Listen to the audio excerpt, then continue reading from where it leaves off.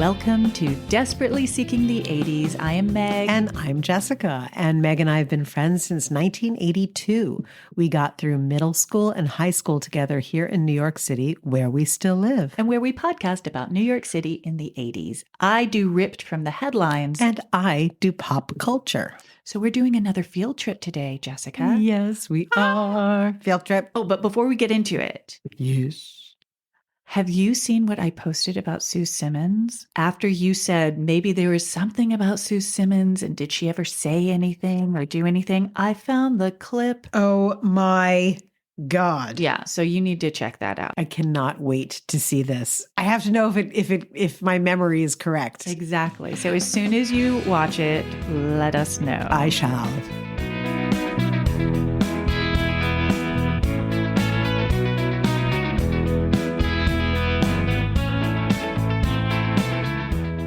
So I wanted to give some context for today's field trip so that everybody understands where it came from and where it's going and who these people are.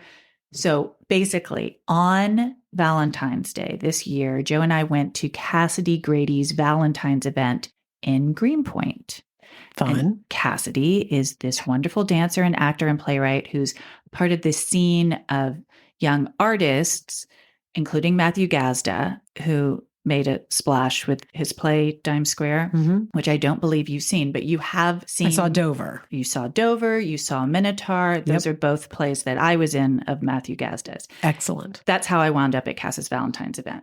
So there were a bunch of performances and readings on the theme of love that evening. And Ruby Sutton, who is a young writer, read an excerpt from an interview she did with her uncle, Russell Sharon, who's a visual artist and who was creating work in the East Village in the 80s. And during this reading of Ruby's, I was struck both by how he described New York City at the time and mostly by Ruby's connection to it and by the fact that I was amongst this new Bohemia, or at least that's how I am experiencing it right now, and hearing how they were hearing about a Bohemia that predated even me. Us. Good Lord. King. So I reached out to Ruby and we interviewed her and Russell via Zoom, and they were in Minnesota. And here's what happened. Predictably, yes, we began by talking about the weather, and Russell was eating a snow cone made from the snow from his backyard. Do you mind if I eat my snow? This is actually a lemon concoction underneath. That sounds perfect. I haven't said hello. I'm Jessica. And it's so nice to meet both of you. Hi, Jessica. Hi. Yeah, Ruby can show you just out the window. The landscape is so smooth and gentle looking, feathery looking, because the snow is very light, like feathers, and hides everything. It's very quiet too. Very unlike, as you well know, Russell, New York snow, which in about 5 seconds is I think it falls as slush. Yeah. We had some wonderful snowstorms in the city. Usually they would appear on Friday afternoon. So and then it would snow 13 inches and people would just sit in one spot and spin 50 miles an hour until the snow melted. That's what I thought anyway. You were there for the giant blizzard in 77, right? What was that? That was like 24 inches? A lot. They were hauling it out to the bridges and dumping it in the river. People were skiing. I mean, it was really neat. Nature took over. And who was the governor then? I remember watching the news report. One of the reporters was talking to people, someone in Queens, interviewing people. And this woman told him that she did not intend to vote for Mayor Beam ever again. He allowed this to happen. Field trip, field trip, field trip, field trip.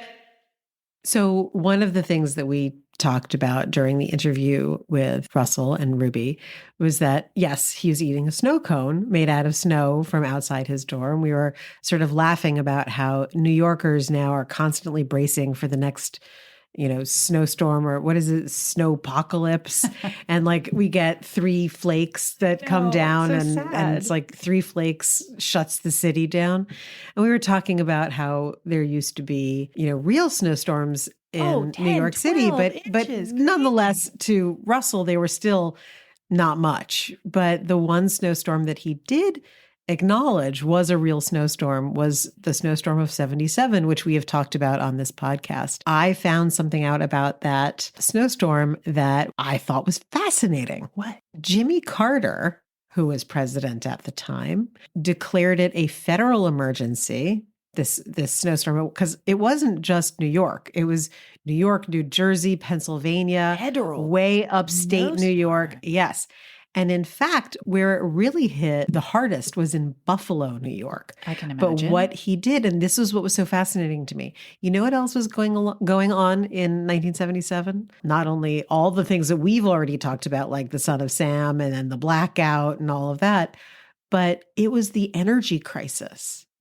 So there were these record lows. Like in Pennsylvania, it was negative 25 degrees. Like it was Oh, no. it was colder in Pennsylvania in that one area than it was in Alaska. And how are they going to heat their houses? Well, so he said that everyone had to turn their heat down. So during the day, it couldn't be above 65, and at night, it couldn't be above 60. And then Oh, no Canada was wonder he bringing became fuel unpopular. in. Yes, Canada, like other neighboring countries were helping with fuel. Like, so here we are talking about how beautiful the snowstorm and the people who are skiing, when in fact there were people dying all over the country because of this event. And in fact, that emergency, which prompted the formation of FEMA. I was very moved by how close Ruby and Russell are. Wonderfully. What a wonderful relationship that is. What a special relationship that is. It made me think about the people who were a generation ahead of me, but 2 generations ahead of me, how special that kind of communication can be. Yeah. I mean, it's sort of interesting in my family. My dad was the youngest of 4 brothers. His oldest brother was 16 years older. So my uncles were, much older and were grandparent age would have been grandparent age, like for some of my friends. And my Uncle Arthur in particular was very close to me and to my brother, and her relationship with Russell made me think about how, a relationship with an older, it's like you get all the good stuff of sort of a grandparent, but they're still willing to get into trouble with you. Yeah. Which is really charming. But she was so protective of him. And that's what got me. You could tell, she would do just about anything to make sure that he was happy and most of all listened to, which is why I thought this was great. But yeah, I've known her all her life, and she's known me all her life too, but she hasn't known me all my life, but she's heard a lot of stories. I like the idea that podcast is such an interesting balance when one is the art of beauty and high culture or culture anyway. And the other is the art of the nefarious sort of sneaky criminal or maybe even murderer from time to time. People who are up to no good according to the Kanachante or the righteous people. And I fall somewhere in between. Field trip, field trip. Field trip, field trip. So in Ruby's interview with Russell, which I'll post, this was something that she wrote for a magazine. He talks about how supportive his mother was of him when he was little.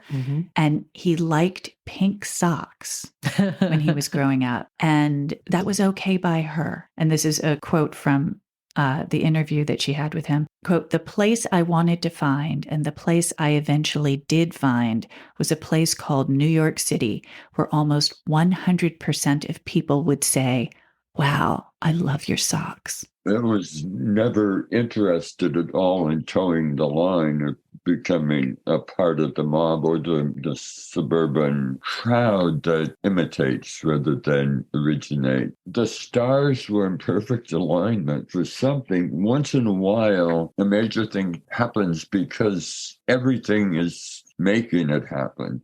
The rancher really low. There's still a lot of money in the country. So children, young men and women could live off the fat of the lands, sort of, usually their parents. And I didn't, but a lot did. So there was freedom to move around the country and to, in my case, I just wanted to find a family of kindred spirits, people who I could discuss life with and philosophy and art, make art and literature here in the middle of the woods. I loved farming too, but there wasn't anyone I could talk to with any depth. People would like to talk about what are we going to have for supper. You try to get them to enter into a conversation about anything unusual. Like they tend to not to have a clue. They're quiet. They don't. There's a saying that says "mind your own business," and that's a prevalent philosophy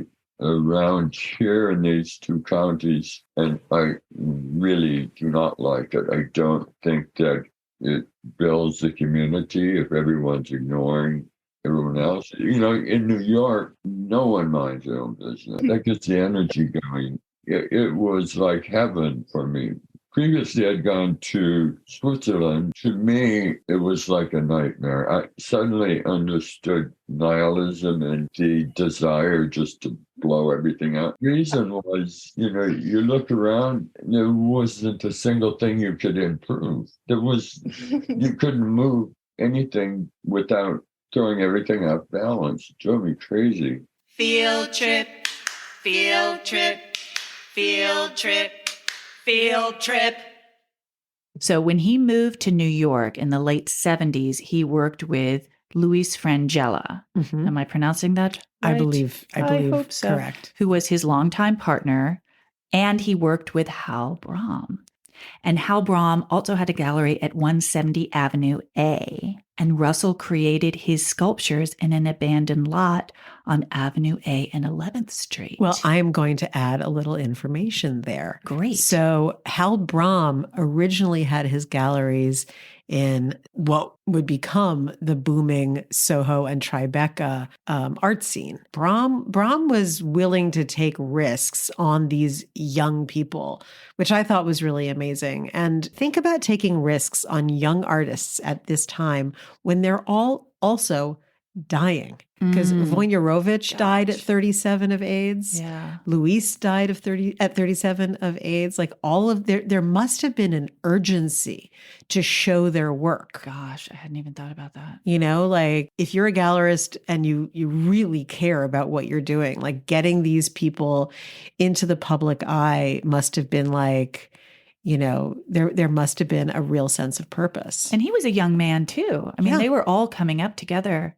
That's how we ended up doing that group of sculptures. They were grand sculptures in that little vacant lot on 11th Street and Avenue A. You know, it was full of garbage. People thought of sofas and all bits of roofing, and it was a mess. I didn't get paid to do it, and I really liked making them. It was something unusual. I was showing work with Hal Brahm at the time. And when I told him my idea, he flipped out a little bit because he doesn't like to live under the radar of the law. He doesn't like to break rules because I planned just going and doing it. So we went together to City Hall, which was right down the street, and talked to whoever you need to talk to in order to get a permit to fix up a vacant lot.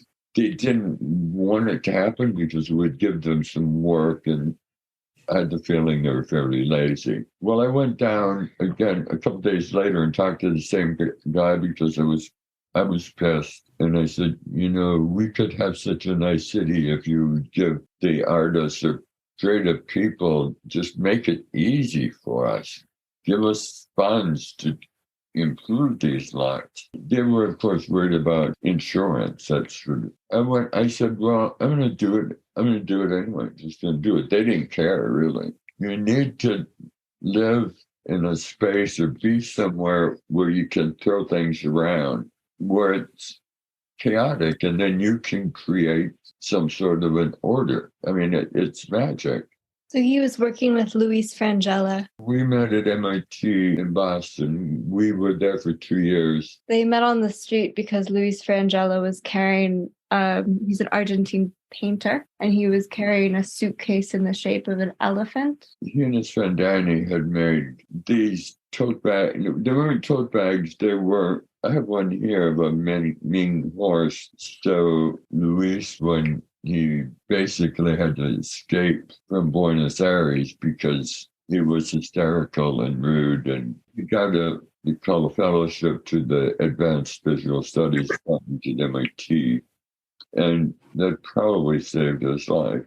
In New York, right from the beginning, I felt very safe. I've always been a very gentle, decent, calm person. I didn't go beat people up. I like to be on the side of the underdog, which is something that Ruby is really good at. If she sees a brute beating somebody weaker, she'll take over. She'll take over, and that will be that for the brute. Field trip, field trip, field trip, field trip.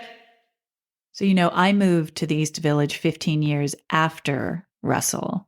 And I know I saw vestiges of this world that he describes, but they are much harder to find now. Oh my God. I mean, even the murals that have been there forever have been painted over. I mean, our BFF of the cast, Alex, on his blog, Flaming Pablum Vosify, he laments a whole lot of these murals around the East Village that were, they memorialized residents of the area and, rappers and rock stars, and they're all gone. It's sort of like taking down the signposts in a way. Yes. I mean, and some of those buildings have burned down or blown up or been torn down and replaced by glass high rises. So sometimes I will say it, even though I lived in that neighborhood for a decade, I can get a little discombobulated. I'm like, what street am I on? Yeah. Well, for so long it wasn't touched because it wasn't considered valuable real estate. But that changed. Yeah. I mean, there is an artist who I think is really fascinating. Her name is Candy Jernigan. And Candy, her art was all arranging and cataloging found objects in the East Village. Ooh, I love it. She had this whole series about all the different crack vials that you could find in the East Village, how they all had different colors, the little tops, and she somehow managed to make it anthropologically fascinating and beautiful. What you're talking about, even that the physical space is so changed, the way that art is made is changed because that isn't there. There could be no Candy now. So we arrived.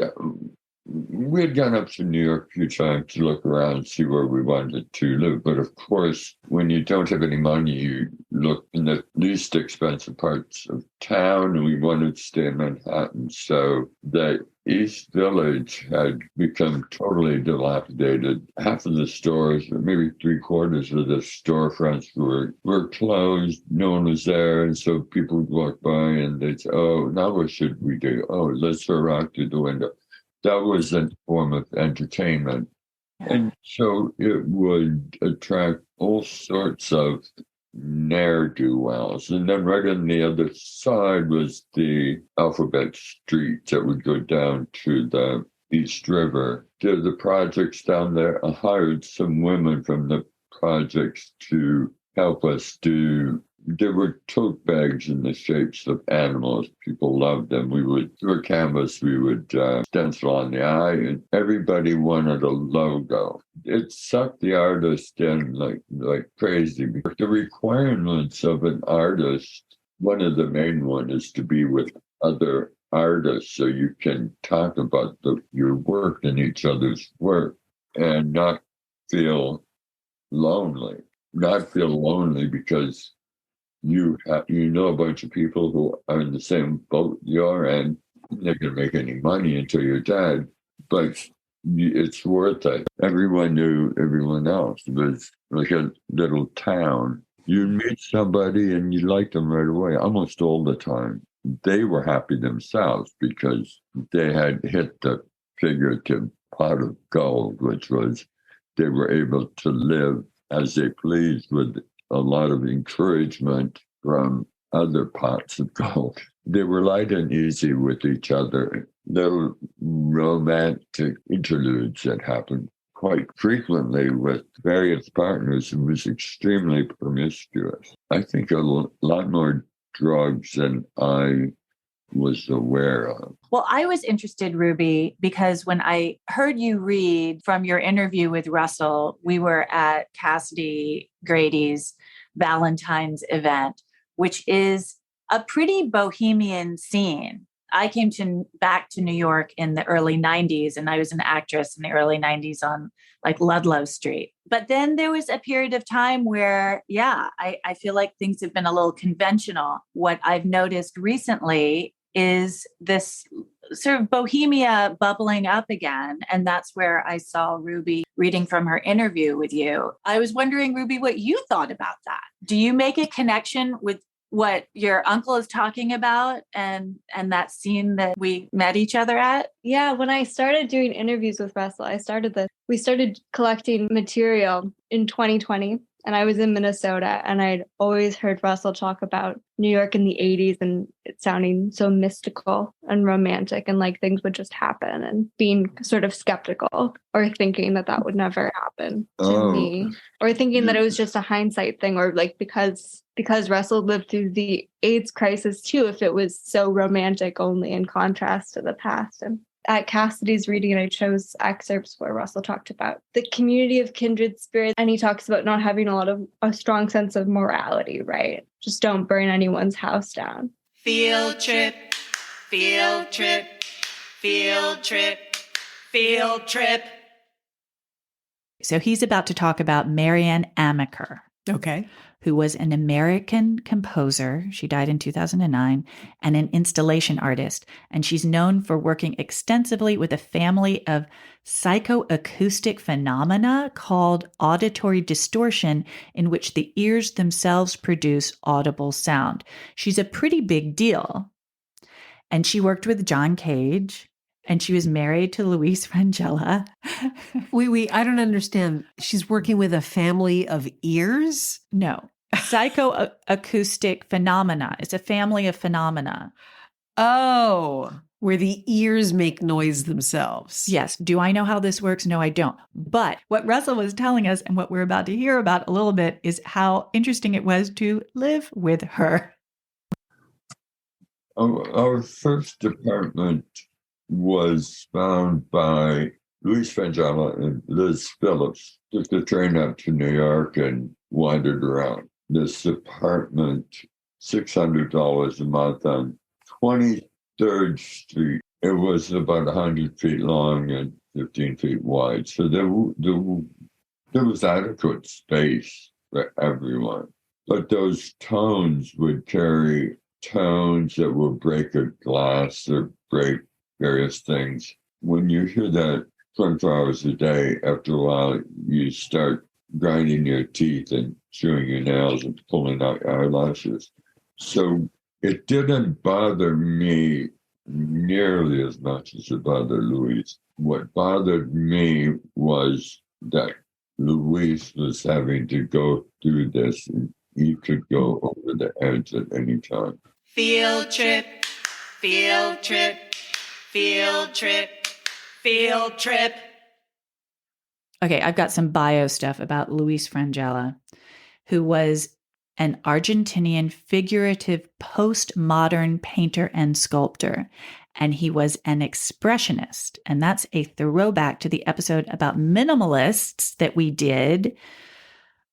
Episode 33, Art, Crime, and Social Climb. Mm-hmm. Because, around this time, people were getting more expressionist. And he received a Guggenheim Fellowship in 1982, and he died of AIDS in 1990.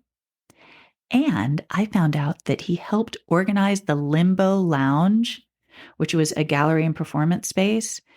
And it's where Vampire Lesbians of Sodom got its start in 1984. Oh, really? Yeah, that's a fun fact. Oh my God, that is so cool. And it closed in 1986. And I went on this weird little deep dive. So the manager of Limbo was quoted in the Times around the time that it was closing.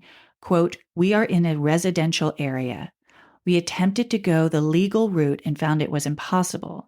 I was arrested for selling liquor without a license and operating an illegal bottle club," which is interesting because the space where I've been doing these plays with this group of young people, of whom Ruby is one, works like that. I can't give you too many more details because I don't want to get him in trouble, but it operates in a similar way. It's the speakeasy of theater. Exactly. This is also from that article. Quote, "New York as a mecca of creativity and craziness is in decline. This city is out." So the guy was saying that in 1986. I think that every generation feels like they've been cheated out of what came before. Like, I know that it's not popular to talk about Woody Allen, but I will say that that movie, Midnight in Paris, perfectly encapsulates it, that every generation yearns for what came before them. And the generation that we yearn for yearns for what came before them. So well, I think what it's pretty... I'm saying is that I am seeing a similar kind of energy happening right now. And I think it is so exciting. I would be surprised if it wasn't going on in the city. It's just, do you know where to look? And I just wanted to close out with an excerpt of Ruby reading from her interview with Russell Sharon, because it is, I think, so fitting to the work that he was doing and the work that is happening right now in this new Bohemia.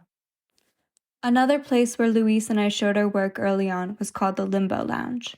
The Limbo Lounge was started in the early 1980s and run by the 3 Limbo siblings, Michael, Victor, and Jeanette. I do not believe Limbo was their given name. Like so many people back then, they decided to choose for themselves. Almost immediately, the Limbo Lounge became a place where artists in the East Village would come to hang out. You went because you knew other artists would be there and that at least one of the Limbos would make an appearance. Each of the 3 Limbos was a natural attraction in their own right. Friendly, gregarious, smart. Also kind and good-looking. Shortly after opening, the Limbos embarked upon an exhibition strategy. They decided to show a different artist each week. There would, of course, be an opening party. Anyone could come, and everyone did. There were always people sitting outside on the steps at these openings, not really wanting to enter or not being able to because there wasn't enough space. It was like rush hour on the subway. It was also located right off the park, so you could maybe catch a bird or a squirrel from time to time. I believe any artist who declared him or herself such could get a show at the Limbo, and for a young artist, this could be very useful. Having a show in New York would usually open doors to other cities around the world. Oh, you've shown in New York. You must be a real artist. That was the attitude. In the 1980s, New York was the center of everything. It was the cutting edge.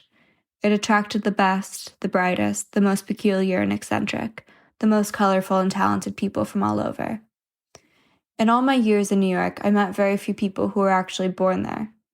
Most were pretty equally accumulated from across the entire face of the earth. There are so many dialects, so many languages, but we could all understand each other easily. Our ears became used to these extreme dialects. We are protected from the outside world because most of the mob, well, let's call them the mob, considered the East Village to be very dangerous. Many storefronts were closed. The landlords were not maintaining their buildings. There was shattered glass on the street. It was dirty and dilapidated. The landlords wanted some presence, at least on the first floor, so they drove rents down. Everything was rather shabby. No one seemed to care. We wanted and needed a place to work, a place to sleep, a place to meet people, and basically to get on with life. It was a lifestyle that seemed to suit everyone there. It seemed everyone was working all the time, and working from a high-octane energy derived from inspiration. Discipline was something else. The artists in the East Village didn't really need to draw on discipline, since they were eager to work all day and all night running on the inspiration they got from their work and the encouragement of the community. Go for it, people would say all the time. It was never, are you crazy? Or, whoa, hang on. It was always go for it. Big smile, so much energy. Why not, as long as it doesn't kill someone? Try not to burn anyone's house down. We weren't really bound by a strong sense of morality. So everyone went directly to their core and expressed whatever it was they needed to. After a few dozen galleries opened up, the media suddenly noticed. Then the braver of the art lovers and art buyers started to show, usually in a limousine with a driver. Unlike the galleries in Soho or Uptown, where wine was served, at openings in the East Village, gallons of vodka would appear. The vodka was a major attraction, probably almost as big as the art itself. The energy and excitement around these parties was extremely intense and beautiful.